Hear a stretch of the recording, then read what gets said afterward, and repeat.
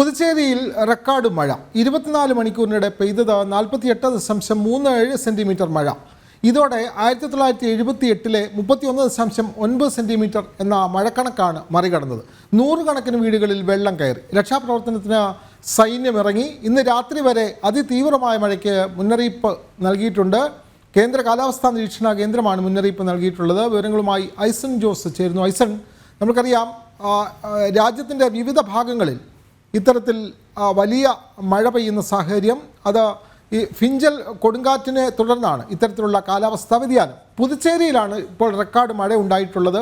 അവിടെ വെള്ളപ്പൊക്കം അനുഭവപ്പെടുന്നു. നിരവധി വീടുകളിൽ വെള്ളം കയറി.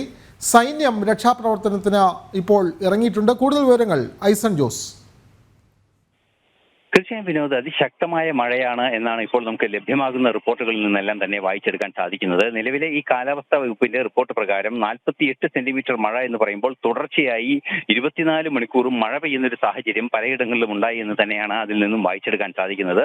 അത്തരത്തിൽ തുടർച്ചയായി പെയ്യുന്ന ഒരു സാഹചര്യം ഉണ്ടാവുകയും ശക്തമായ കാറ്റുണ്ടാവുകയും ചെയ്യുമ്പോൾ വേലിയേറ്റ സാധ്യതകൾ കൂടി ചേരുമ്പോഴാണ് ഈ വെള്ളപ്പൊക്കത്തിനുള്ള സാധ്യത വളരെ കൂടുതലായി വർദ്ധിക്കുന്നത്.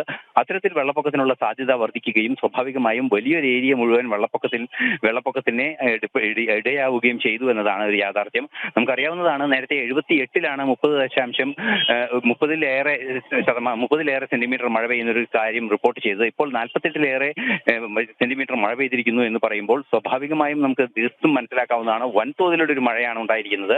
ഇതിന്റെ ആഘാതങ്ങൾ വൻതോതിൽ വെള്ളപ്പൊക്കമായും മറ്റു പ്രശ്നങ്ങളുമായും മാത്രമാണ് ഉണ്ടായത് എന്നതാണ് ആശ്വസിക്കാവുന്ന ഒരു ഘടകം. അത് കേരളത്തിലോ അല്ലെങ്കിൽ പശ്ചിമഘട്ടത്തിന്റെ പടിഞ്ഞാറൻ തീരങ്ങളിലോ ഇത്തരത്തിൽ മഴ പെയ്യുകയാണെങ്കിൽ വൻതോതിലുള്ള ഉരുൾപൊട്ടലുകൾ പലയിടങ്ങളിലും ഉണ്ടാകാനുള്ള സാധ്യതയുണ്ടായിരുന്നു.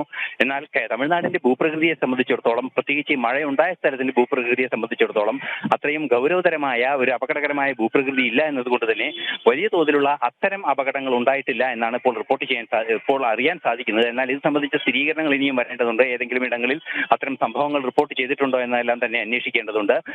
തുടർച്ചയായി ഇത്തരത്തിൽ വൻതോതിൽ ആഘാതം ഉണ്ടാകുമ്പോൾ വലിയ തോതിൽ വൈദ്യുതോൽപാദനം പോലും നിലയ്ക്കുന്ന സാഹചര്യം അല്ലെങ്കിൽ വൈദ്യുതി വിതരണം നിലയ്ക്കുന്ന സാഹചര്യം ഉണ്ടാകും.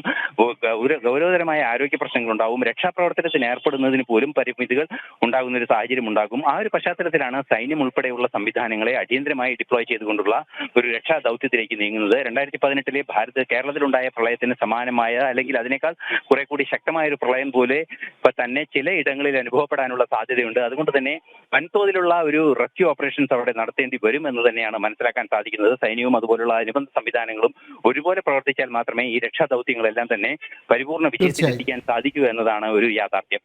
വിനോദ്, തീർച്ചയായും പുതുച്ചേരിയിലാണ് ശക്തമായ മഴ, റെക്കോർഡ് മഴ അനുഭവപ്പെടുന്നത്. അവിടെ വെള്ളപ്പൊക്കം അനുഭവപ്പെടുകയാണ്. അതുകൊണ്ട് ആ സ്ഥലത്തേക്ക് രക്ഷാപ്രവർത്തനത്തിന് ഇപ്പോൾ സൈന്യവും ഇറങ്ങിയിട്ടുണ്ട്. ഇന്റർനാഷണൽ ഡെസ്കിൽ നിന്നും ചേരുകയായിരുന്നു ഐസൺ ജോസ്.